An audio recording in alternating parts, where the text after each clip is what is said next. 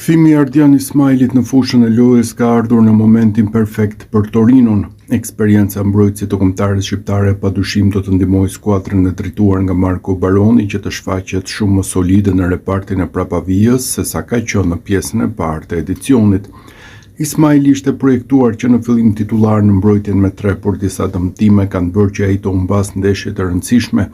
Megjithatë, ai kthehet në një moment delikat për Torinon pasi 2 futbollistët Koko e Mazina janë nisur drejt Marokut për të marrë pjesë në Kupën e Afrikës me përfaqësueset përkatëse. Kësaj Ismaili projektohet që të luajë në krahun e majtë të mbrojtjes me 3 pasi mendohet se e bën mjaft mirë atë rol duke zgjitur situatën deri në kthimin e 2 lojtarëve që aktivizohen në këtë pozicion. Më pas trajneri Baroni do të gjykojë se cili është pozicioni në të cilin do të vazhdojë të jap kontributin Ismaili në qendër të treshes apo në të djathtën e saj, pasi padyshim shihet si një titullar në radhët e ekipit të Torinos.